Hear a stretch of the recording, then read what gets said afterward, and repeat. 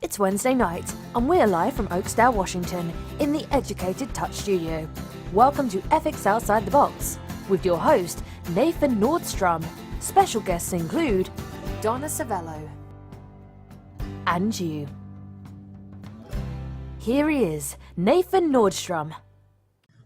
Hello, everyone. Thank you again for joining us on Ethics Outside the Box. This week, we are doing a little something different. We are talking with someone directly from the National Certification Board of Therapeutic Massage and Body Workers, someone I consider a know-it-all, even though she doesn't act like it. Ms. Donna Cervelo. Donna, how are you today? I am so good. I'm sitting out in my yard. It's raining a little bit and the cicadas are chirping. So if it gets too loud, let me know. Nice. I love and hate cicadas all at the same time, because when they get loud, they truly sound like an electric building has just like moved in next door. So I totally get it. Can you hear me fine? I can hear you fine. Perfect. And I can hear you fine. I always want to check that and make sure we're all copacetic and everything. I think we have a couple of people who are, holy cow, we got about 4 who are on saying hello to you and me. We got MK Brennan, we got Chris Jones, we got Christopher Deary, all wanting to just check in and say hello. So hello to you, Donna, from the people who are listening. First of all, I want to say thank you, because there's a couple of things that you do that makes my job so much easier, and that is you make NCB really roll and run. As the people behind the scenes, you guys aren't appreciated enough. I feel like when they say, oh, you're on the board of this or you're on the board of that, that you get a lot of the glory in the profession, but the people who are behind the scenes who are really doing all the work don't get it. So thank you for being behind the scenes and being able to answer the questions. You're kind of, you're a quality hybrid though, in so many ways, because I don't know how many people you talk to on a daily basis who don't know that you're a massage therapist as well. That's something that I think more people really would understand and connect with you and understand more of your background. So Donna, what makes you you? What makes you unique? What are some things that you like about yourself and some things you don't like about yourself? Wow, that's like putting me on the spot. You're welcome. Well, just so everyone out there knows, I am a massage therapist for 20 years now. I did graduate from Chicago School of Massage, which was the best, and it's next to Nancy Dale's. I have to give her kudos too, and there's a couple others, so we were all the best in that day. I have worked for physical therapists, chiropractors. I've never really worked in a spa. I did work in a holistic center. And then Nice. I've taught and written curriculum and written probably almost 1,000 tests now throughout my career. So yeah, that's what I do. Things I like about myself. I like my laugh, even though it's absolutely obnoxious. When I get into a big laugh, I almost got kicked off a plane in flight because they wanted me to stop laughing. But I like it. I was going to say, that doesn't help you stop laughing. No, that makes me laugh more. Yeah, that's just going to add to it. They were giving me a seat on the wing. Yep. And things I don't like about myself, I'm not going to share. Done. You told me to ask the hard questions, so I got to toss some of those out. My toenail on my left toe, it was removed a year ago, and it still doesn't look good. Yeah, well, yeah. I mean, that's got growing out to do still, and all the other good stuff. All right, Donna, so I'm going to head us right to where we can find today's topics of discussion. So we always have to remind people that there's an important website that I suggest people go to, and that would be the National Certification Board of Therapeutic Massage and Body Workers, which would not be that one or that one. No. This is kind of it, but it's not the new refresh version, so I want to go to NCBTMB.org, because one thing you're going to notice is that yellow has now changed to a beautiful blue. If you haven't been to the NCB website in a while, it is really nice. They've really refreshed a lot of stuff, a lot larger pictures, a lot more engaging. I really do enjoy it. I'm actually here more than I probably should be because I'm a geek. Also, if you wanted to know, join the National Certification Board. Click here to find out more. It is that time to, if you're interested in joining the National Certification Board, to apply. This is August 15th. So just in case you're watching this in the future, you won't know. So there's a lot of great things here to kind of go through. But I wanted to go directly down, my favorite, to the bottom. And you're going to notice the About section is on the left-hand side. And you have the Code of Ethics. You have NCB policies. And then we have Standards of Practice. We've gone through the Code of Ethics. We aren't going to go through the policies in this series, but it's a good read if you're really tired. And we're going to go to the Standards of Practice. We've gone through all of 1, and we're now on to 2. So scrolling down to Standard 2, we are on Standard G and H. Okay, and let me blow this up a little bit. Can you read that, Donna? Yes. Okay, Standard 2, G and H. All right. These are going to be a little odd when we start talking about them because they're similar, but I have to kind of go through some of their difference as well, just so people can connect. Also, before we get too far, if you are on Facebook with us, feel free to write in. I've got my other computer right over here, and questions are popping up. Jeremy says the website looks great and professional, so great job, NCB. Love the new website from Zerlin. And Robin says, hey, Donna and Nathan. So people are connecting. If you have questions, I cannot guarantee I will get to them, but it is here, so it will haunt me until I do get to it, okay? So let's go with subject G first. Hold on. Let me put my thinking hat on real quick, okay? Oh, well, then I'm going to have to put... All right, okay. let's go. Oh, hold on. Now I have to get my thinking hat. Hold on. It's going to be fun.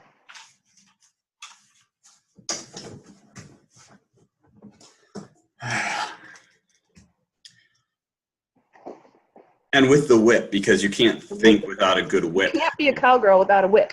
Nice. Okay, right. So we are now topicked up. We are thinking capped on. I think we're ready for this. Are you ready? I'm ready. Okay, G. So I do love the 30-day period, so we're just going to keep with that. It says report to NCBTMB within 30 days of discovery of any criminal conviction or plea of guilty, nolo contendere, whatever, no contest or no contest to a criminal to a crime in any jurisdiction other than a minor traffic offense by himself/herself or by other certificants. Big section only says one thing. Donna, what is it saying to you? It says if you get in trouble, you have to tell us. Okay. And so let me go on a little bit to that too. What happens, we don't care about everybody's speeds, except for me. I drive like an old lady. But people get traffic tickets, that's fine. Sometimes people get DUIs, and if that happens, then we send that to the committee. And it's not a huge deal because you really haven't done anything to anybody else. It's when you start getting into hurting people, violence, sexual misconduct, anything like that. Sorry, there's a mosquito. That's when we really start to look at it, and those are the crimes that need to be reported to us. So you did something that I'm questioning just because it's intriguing to me. You're right about they specifically said traffic violations, the minor traffic violations specific, because it's minor traffic violations. If you are speeding, that's not going to affect your ability to work on a client as a massage therapist, other than you may massage too fast and end the session early. And that probably wouldn't be good either, but it's not a major criminal offense. The other piece, when you talk about DUI and that kind of stuff, in my mind, I think that still falls under here where the NCB would like to know. I mean, if you report it, they're not going to say, you shouldn't have reported it, just go away. You still need to report if you have any criminal convictions. Yeah, that's true. And that's where I kind of look at, actually, especially going back one, when we went to F and we were like, okay, firsthand knowledge of violations of the Code of Ethics. Really, when we're talking about reporting, especially this one, criminal convictions or plea of no contest. So that's not at the very beginning when you're given a ticket. That's going through the legal process. And then you have 30 days after the legal process has concluded to report to NCB. So this isn't, oh gosh, hold on, I just got a DUI. Before I go to jail, I have to call. No, that's not where it is. But we do need to know to make sure that NCB can deal with this. Now, what if this is a DUI of the 6th, 7th time, or this is a behavior attached to other convictions, maybe of not following the Code of Ethics, or they've got other things going on with civil penalties and litigation? We do look at that. So the first one, and Nate, you're right. You should report it. You absolutely should report it to us. It goes to committee, and I don't know of anybody that's lost their certification for their first DUI. However, it does come in when somebody has 5, 6, and 7. Then we do look at the behavior and say, what's going on here? Is this certification material? So you're absolutely right in there. And the Ethics and Standard Committee is there to review those things. I mean, that's why there's a standing committee that continues to look at these things and work with these things to make sure that everything is right, and that the profession is safe from one person's behavior. Yes. That's kind of the terminology that I use. And there's a couple other things that I talk about there too. You know what? Let's go back. I just want to remember something and bring something up that you said when you were president and speaking for AMTA. You told everybody when you were up on stage at the conference that everything that they do represents AMTA. Did I say that? Yeah. Yeah. And so it kind of goes true for any organization that you belong to. Everything, I have a filter now because I have to, because I represent TV. I don't necessarily want to filter, but because I'm representing the organization at all times, I watch everything I do. And I think we all need to do this, especially in this profession. And this is you filtered. This is me filtered. This is as good as it gets. I'm good with that. Yeah. I'm good with that. I've seen you unfiltered, so we're comfortable with filtered. The PG rating of this show, I appreciate you filtered. I wanted to thank the no conteste correction and the nice little laughter we've got there. And Karen and Jill Burkana says hello. Chris Deary hates hats, just to let us know. Well, I like mine, and it's secured. It's not going to fall off. So we're keeping them on, Chris. We're good with our hats, Mr. Chris. All right. So I always have to then go to the end, because we talk about kind of what it means, and just because you plead no contest or you don't have any crime in jurisdiction, I mean, any of that doesn't mean you're out of the woods. You have to report. And then the second piece is on him or herself or other certificants. That means we have to tattle. Yeah, and okay, so another thing that we do now is a background check every 2 years. So if you don't tattle on yourself or you don't tattle on someone, we're going to find it anyway. Well, and I love that. I am so happy that background checks get done, because not only does it keep you honest, but it gives you an opportunity to demonstrate that there hasn't been any challenges. And truly, if something came up on my background check, first of all, I'm very believing. I would die. I understand. Donna would call me up and say, "What happened, Nathan?" I mean, I would post that on Facebook. Facebook Live it. I gotta let you know something. Hold on. Here it is. Maureen Gilbert says hello. Hello, Maureen. So I would want to know. And if that was kind of the introductory, the first piece that came along, gosh, that would mean that I have an opportunity to deal with it and figure things out. I did have a student in massage school, so it doesn't really fit directly into this, but there was a student in massage school who had a felony, and the concern was, will he be able to get a license in the state that we were teaching at? And so our first aspect as a school was to inform him that he may or may not, depending on the felony, and that there are certain ones that we definitely cannot take you on as a student, but there are others that in that state it was maybe. And so we had to kind of give that to him and let him make the decision on if he wanted to really be a massage therapist and feasibly get through the education and not be able to.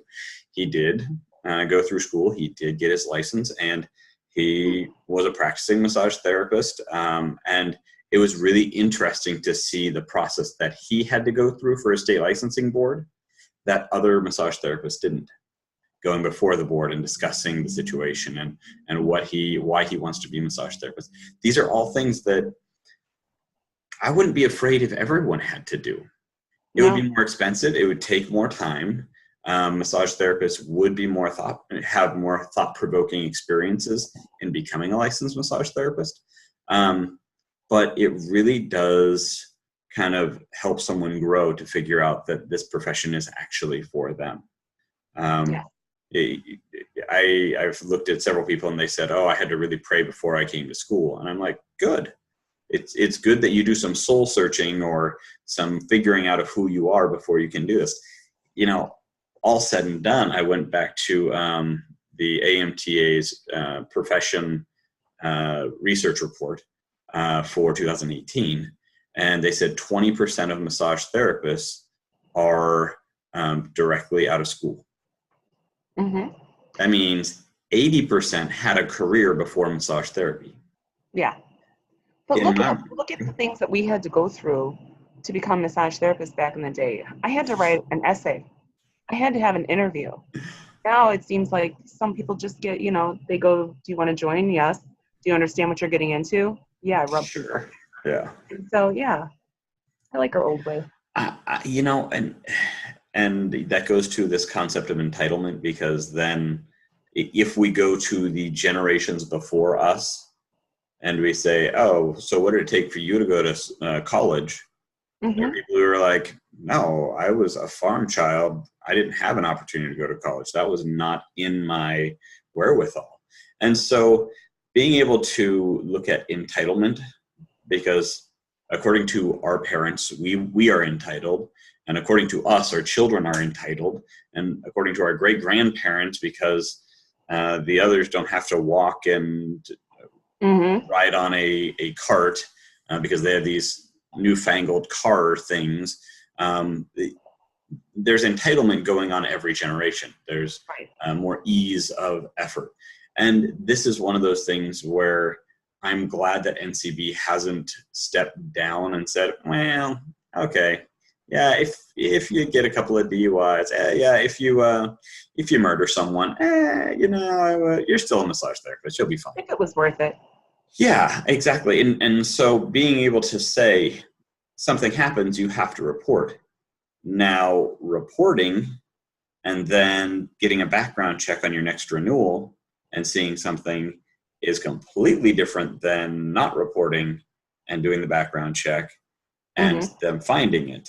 Yeah. And this is the same with licensing boards as well. If they find out someone reports you, or when it's the second hand, third hand, the groups that are outside of the general population, these are pieces that we really want to connect with on the importance of getting within yourself and projecting out and saying, hey, you know what? I've learned my lesson. I'm putting myself out there and letting you know where my faults are so I can improve. And it gives you a chance to explain it. So when you give the information, you say what happened, and then that goes to committee. So if you're protecting yourself and something happened, then we understand that. If you just pull a gun out and shoot your neighbor, we don't understand that. What? What? You don't understand shooting your neighbor? No. Good. Either do I. Bruce Balt says, "Hey, you're looking good," as well as Jibberkana likes the old ways. And Maureen likes the old ways too. So I'm glad that some people are in the Stone Age and really appreciate the Stone Age. You just called Jill and Maureen old. I'm you just said they're saying. from the Stone Age. I'm just saying. And Bruce. I can guarantee that's going to come back and bite me in the digital butt. But I mean, so we've got this, and so do you have any idea what the difference is between pleading nolo contestadere or no contest? Is there any difference? I don't think so. Somebody out there is going to correct us, though, because somebody out there knows. No, I don't think so. It just means that you're not admitting or denying. So if anyone has pled nolo contendere or no contest, please let us know the difference between the two, Jill or Chris Deary or Maureen or anybody else. Please just let us know if there is a difference. Then I don't think there is. I think it's the Latin version of no contest. So, all right. So we have this piece where we're talking specifically about criminal convictions. However, the next one goes in a little different direction. I'm going to go back. The last one, actually, I should actually get us face to face here. Yeah, so let's just go here. Okay. That's me just talking. Sorry about that. H, report to the NCBTMB within 30 days of discovery of any pending civil litigation and the resulting resolution related to the professional practice of the certificant and the professional practice of other certificants. All right, let's see. Chris Deary says the difference is spelling. Bobby Culver says hi. And Jill tells us she may have been born in the Stone Age, but they look good. You do look good for Stone Age, so awesome. So when we start talking about the legal and looking at civil penalties, this is a different game. This is a huge piece because when we're looking at civil penalties, this can be someone suing you for no reason at all. But if it's related to your professional abilities or your practice, then you still need to report. And so how do you report, and what is the timeline there? What do you think? Okay, first of all, people hear of people getting arrested for something. Mm-hmm. And they come to us and they say, this person has been arrested. We need to revoke their certification or their approved provider status or something like that. Well, understand that they haven't been convicted. So I can tell somebody that Nathan Nordstrom beat me on Monday and go in the bathroom and punch myself in the face and have him arrested. It's up to a jury to find him guilty or innocent and find out what really happened. Once he is guilty, then we can remove his certification, but not until then. And so I'm editing this all out of the way. Or I'll put, it'll say, and Bruce Balt punched me in the face. And Bruce Balt is guilty. People would believe that. Yeah, yeah. So you really have to wait until people are convicted, and we have to find out if they're guilty. I can think of a couple states that have a problem with this. People find out that people are getting arrested or something's happening, and the community is jumping on the state board where they have to wait for conviction. They can't do anything until that happens. It's the same thing with certification. Can't do anything until they're convicted, no matter how bad they are. Yeah. And I once again, remembering that this whole statement is not only about what you see others doing, but it's about yourself. It's written as, hey, as a board certified massage therapist with NCB, you need to report on your own behavior. Yes. And then at the end, it has this little tag on that says, and other certificants. Mm. Because the first person that needs to be reported is your stupid choices. Yes, so you'll report that beating. Yeah, I will say, I'm sorry, Donna, I really shouldn't have done that. And hopefully it won't go to court, even though you smacked yourself in the face, and going through all of that stuff. Cha-ching, right? All right, Zerlin Deary actually says, nolo contestare, a common contrast plea, while not technically a guilty plea, has the same effect as a guilty plea, and is often offered as a part of a plea bargain. So, FYI. And then Bruce Bald says, no! So, I guess I can't use his name now. And Chris Deere once again says, it's spelling. So, so the Latin version versus the Americanized version. All right. So, the terms on this policy all are going towards once the end result has happened on the legal case. That's when you're supposed to report yourself or others. Yes. So if that's the time frame, Donna, what should you do if you come across a massage therapist who's doing something illegal but hasn't gone through the court system to have a guilty plea? Has he been caught and he's been arrested? It is, I'm going to say no, he has not been, caught. He has not been arrested. Okay. And legal, let's see, let me look at this here. Let's go with a litigation. Hasn't started, however, assuming there would be litigation, they're doing something wrong and the person can sue, and they're misrepresenting the NCB because they're saying certificate, they're board certified massage therapist or continuing education provider or anything else, and they're doing something that is illegal, but the parties haven't acted upon it yet. What do we do? Yeah, the first thing you do is follow our complaint process and write up the complaint. Let us know what's happening. Once then we start to follow it. We have the best person that does investigations. She's brutal. And so she follows, she actually talks to law enforcement. She talks to different lawyers, and she finds out what's really going on. And then as soon as the person is convicted, depending on what it is, I mean, many things, she can just revoke certification. Some things, some things have to go in front of the committee, but a lot of the major ones do not. Well, and I love that there's a direction for it. However, I can't even imagine what that schedule looks like for him or her. I mean, in the past 4 years, we've cleaned out a lot of people that shouldn't have been certified. And so it's a lot lighter now.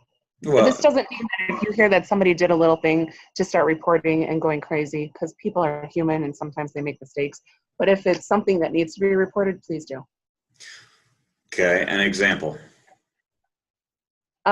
Sexual misconduct, violence, anything that, I mean, there's so much violence out there right now. I don't know too many massage therapists that are violent, but I do know that sexual misconduct happens often. Sadly, it does. And that's part of the process that we want to weed out from the perspective of massage therapy. We want to make sure that people look at massage therapists and say, hey, they're professional, there's no concern. Go ahead. People that are representing themselves incorrectly. People that are, for APs, if you're teaching something and you don't know what you're teaching, you have to have proof and you have to show it. You can't just say, oh, this guy over here doesn't know what he's doing. But it goes across the board. If they're misrepresenting NCB, our purpose is to advance and define the profession. We can't do that if we're being misrepresented. So, yeah, AP, so approved provider, is that what you were Oh, referring yes, to? yes, AP? yes. Okay. Approved providers. Okay, so as a continuing education provider, because I haven't taken on that code of ethics and presented on that. However, I think that's one that I would love to either next year or someday before I die.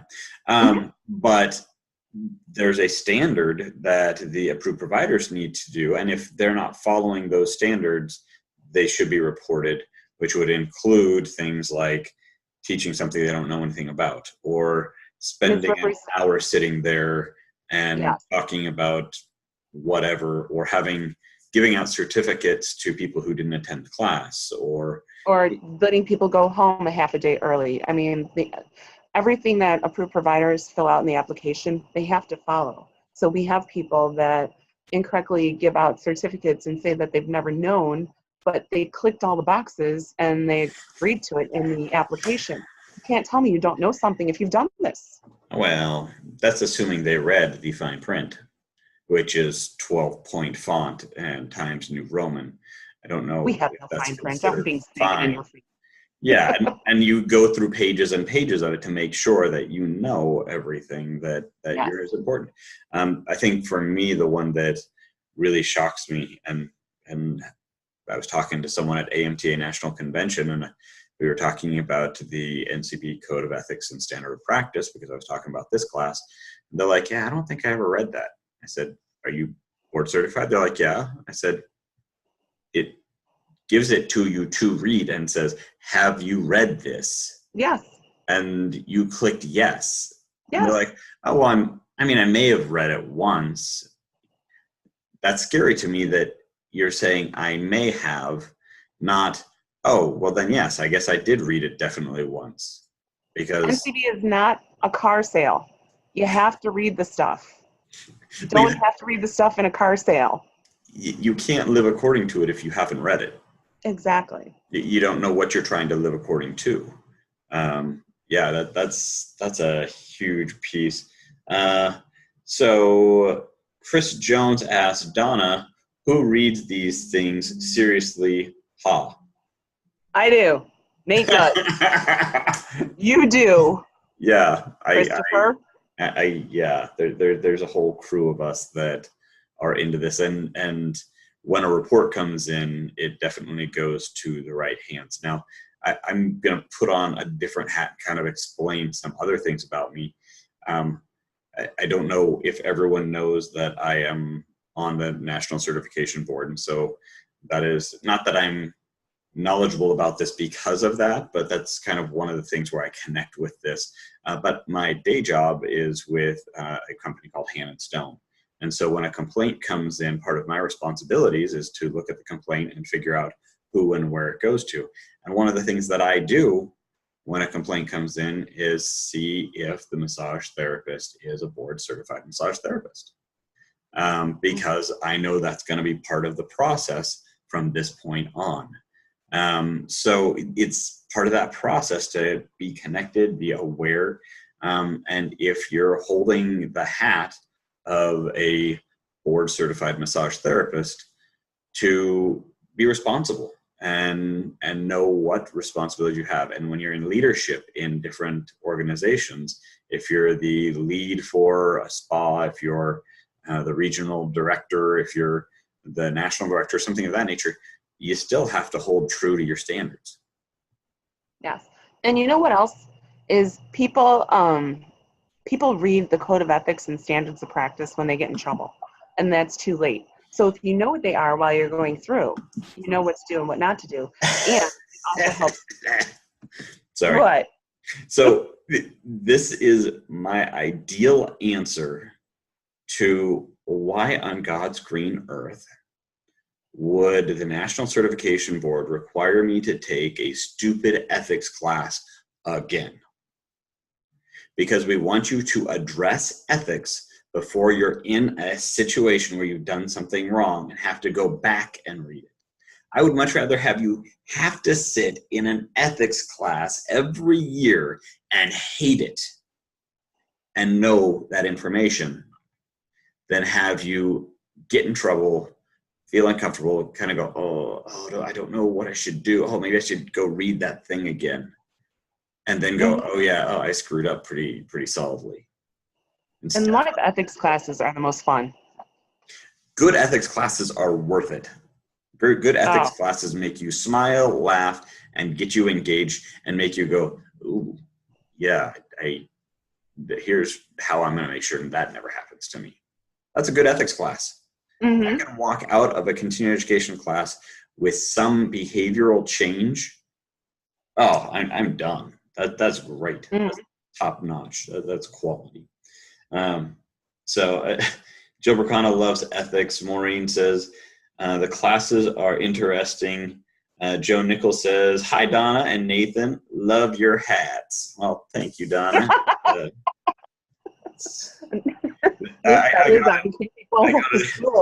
I got it in Washington, D.C. As I was riding around on a scooter and realized the law said I had to wear a helmet.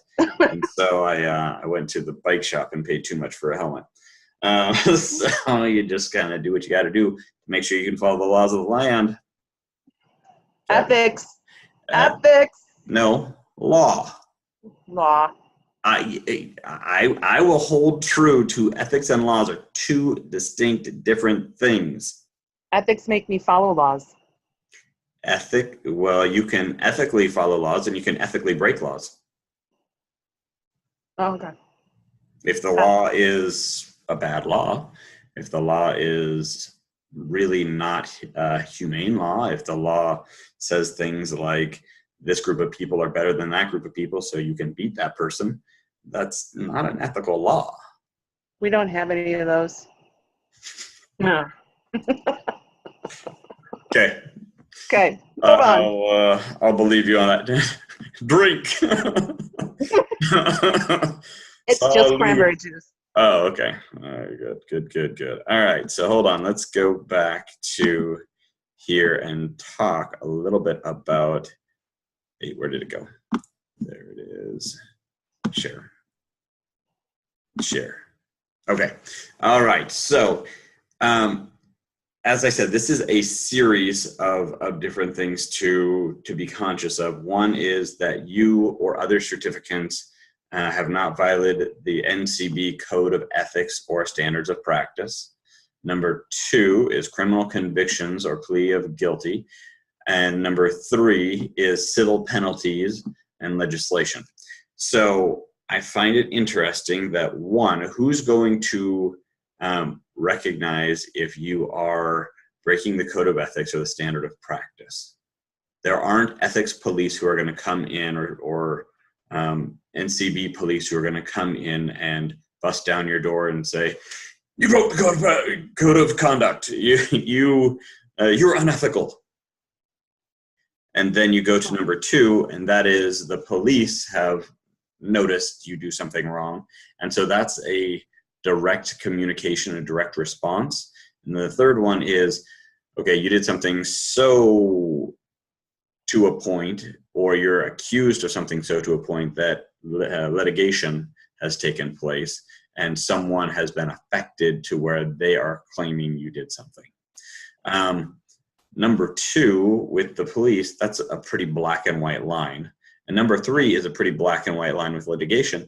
But I'm going to go back to last week's and say the code of ethics and standard of practice of him or her,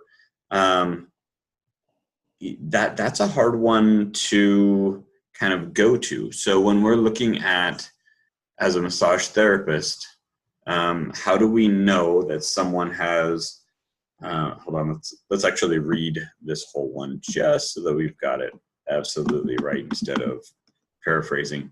Report an NCBTMB within 30 days of discovery of any evidence such as firsthand knowledge of violations of the NCBTMB Code of Ethics or Standard of Practice by himself or herself or by other certificants. So how are ways that would come out, Donna? How are some ways that you would see someone knowing firsthand that someone else had a violation of the Code of Ethics or Standard of Practice? Well, a textbook case. So two therapists in a massage room or in a massage business, the same business, are heard by other people naming clients and talking about what they're doing to them. That's a violation of the code of ethics. Um, Seeing anything, seeing somebody being forcefully forward, if you see somebody on the street, I mean, we can't say anything that would break any kind of confidentiality. And then, of course, we have the therapist tells you that she falls in love with her client and now she's dating him. So here's where I kind of go, okay, so firsthand knowledge.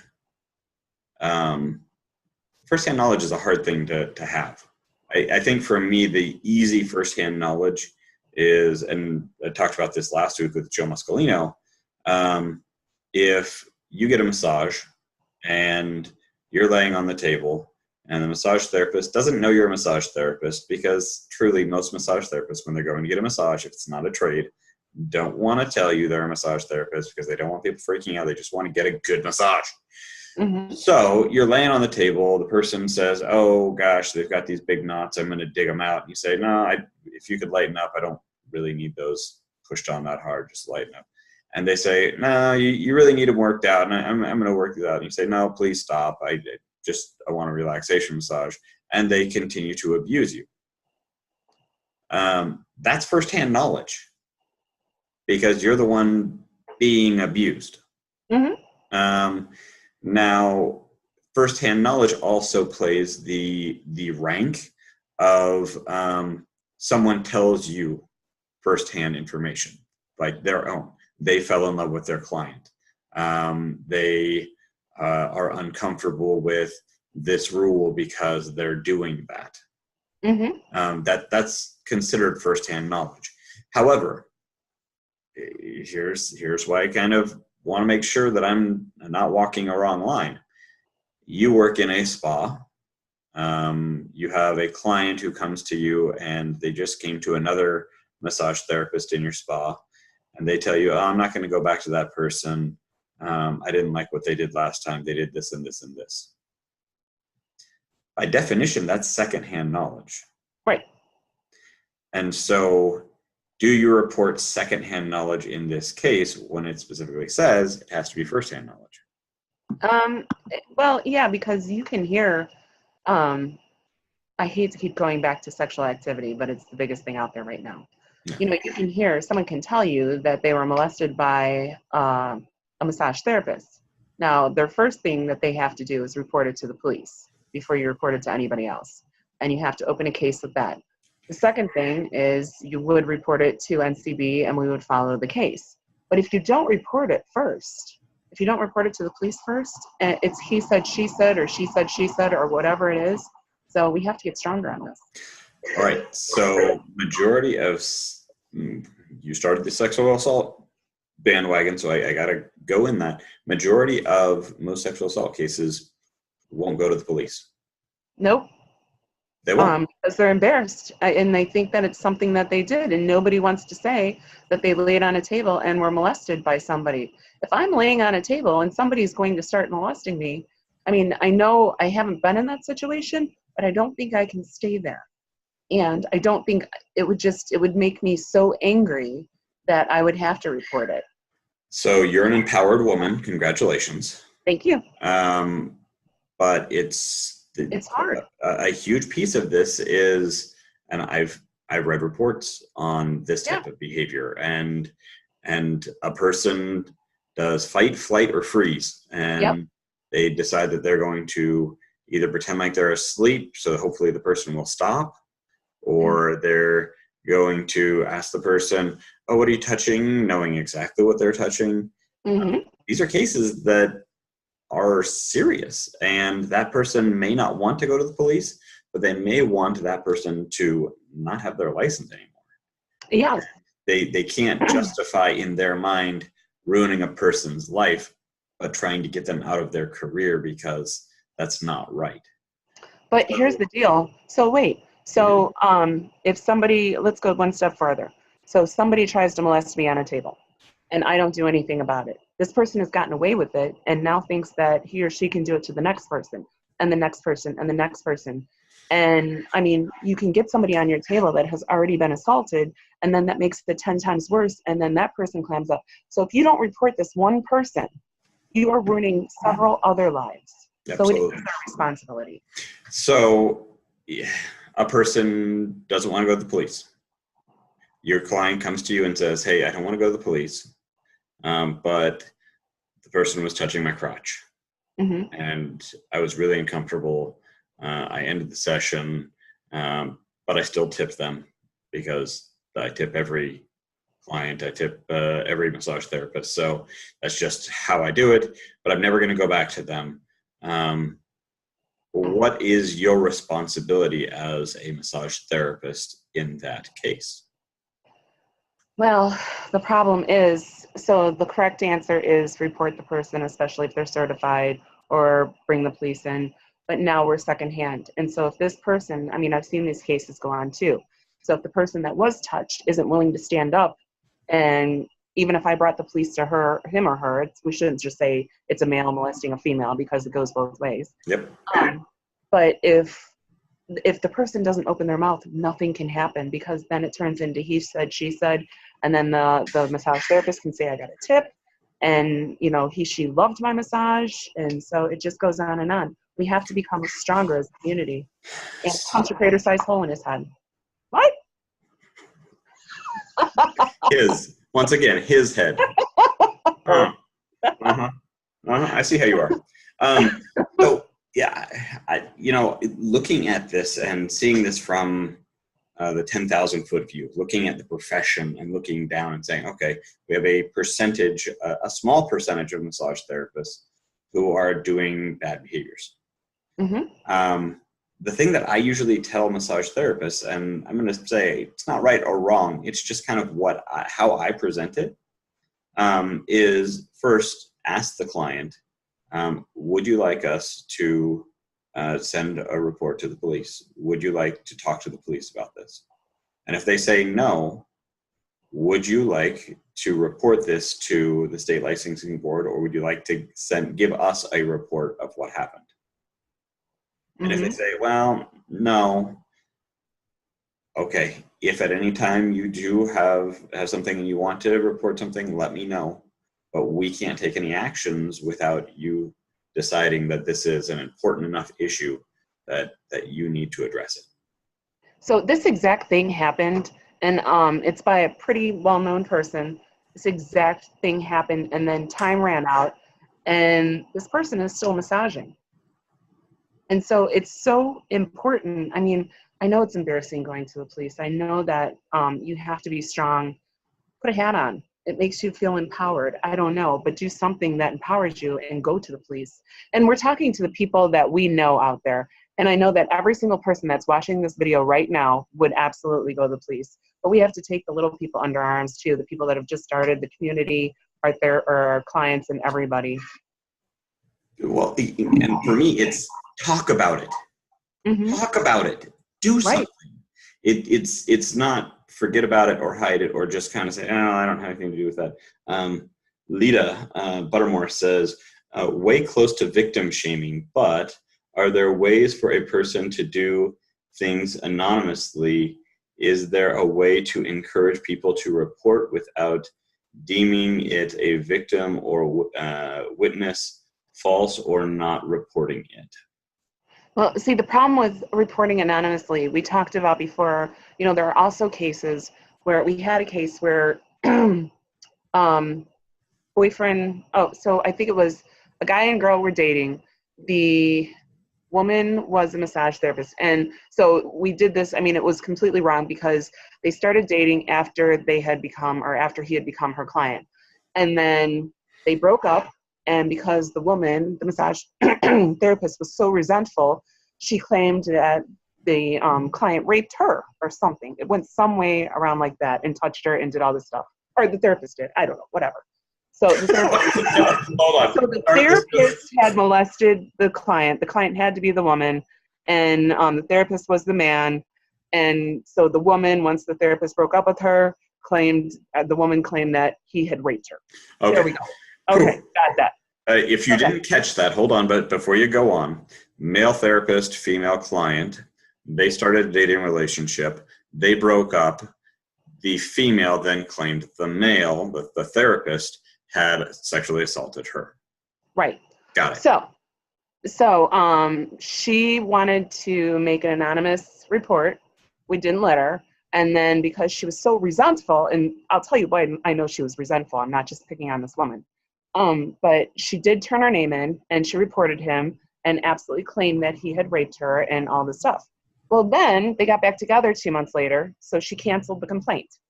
Then they broke up a month after that, and she said, "Oh, I'm just kidding. I'm not canceling the complaint. It really did happen. I've woken up again."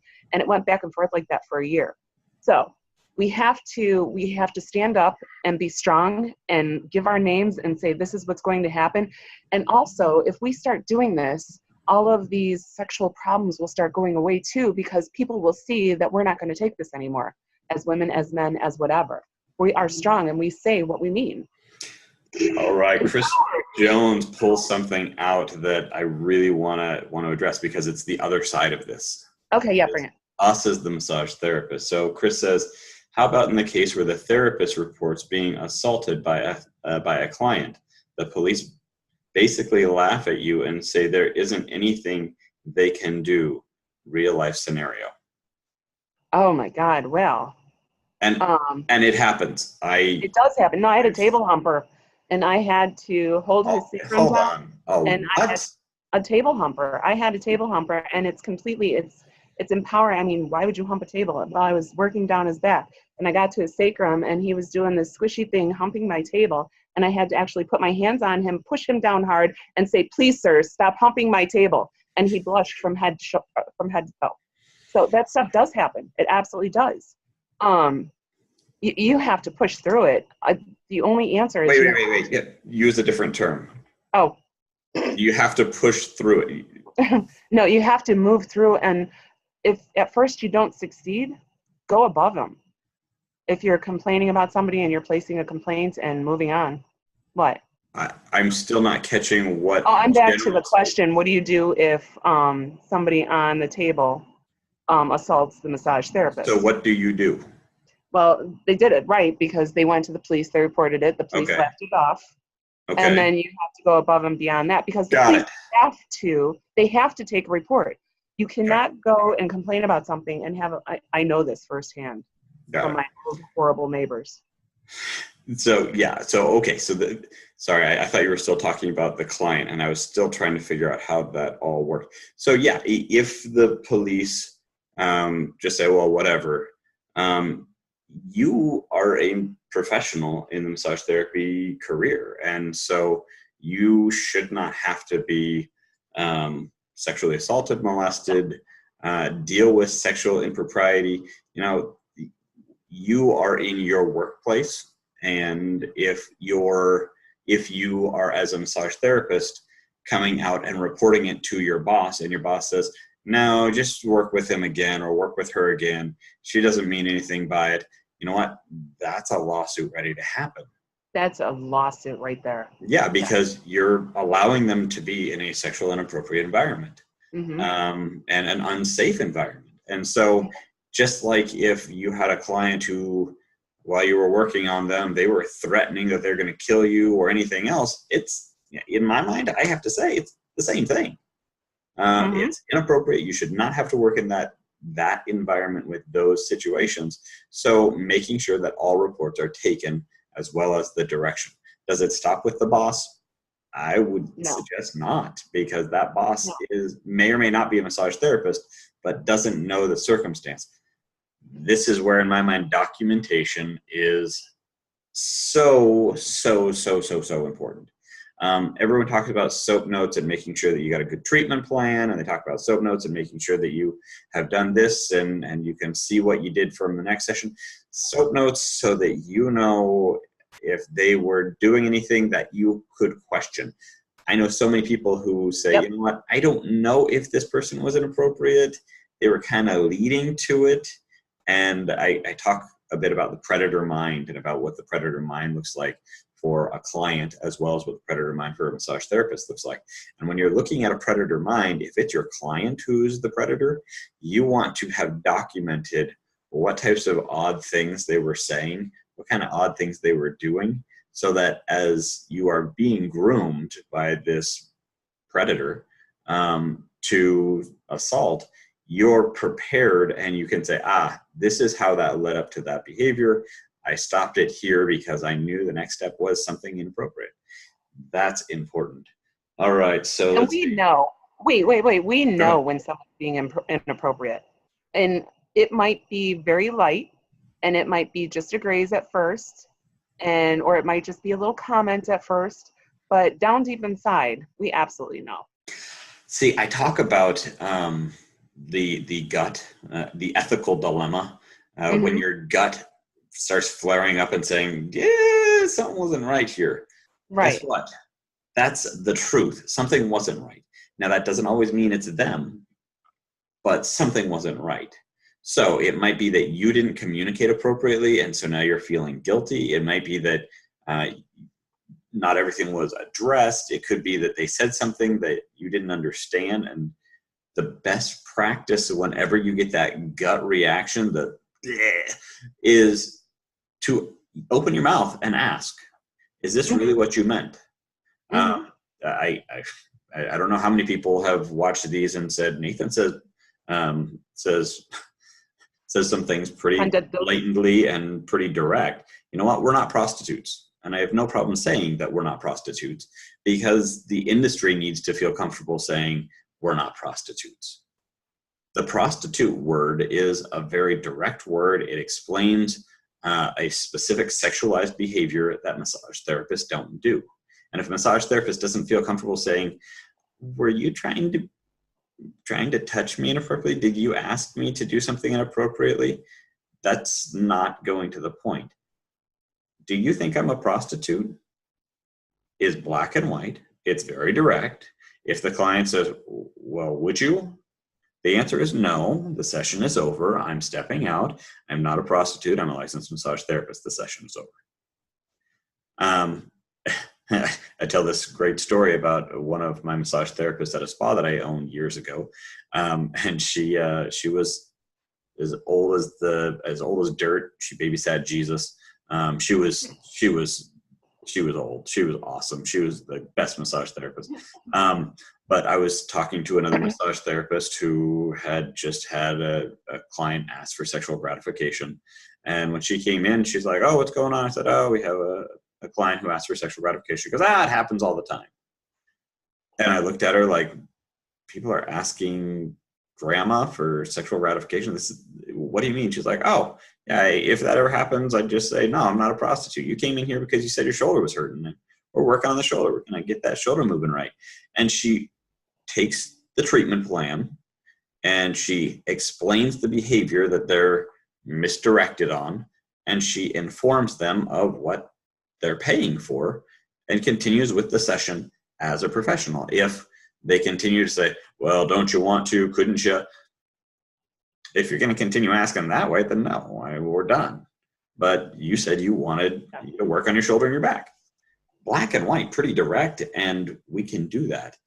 You know, those are those cases where looking at secondhand information, it is as good as firsthand information, and it's one area that we can coach our clients in to make sure that they feel safe, make sure that they have the best opportunity to succeed.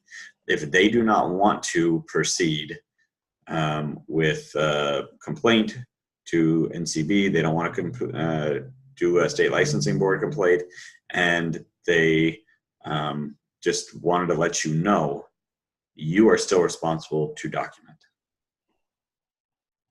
Because if something does happen, you have documentation that can support the claim that this person said it on this date, this is what happened on that date. So documentation.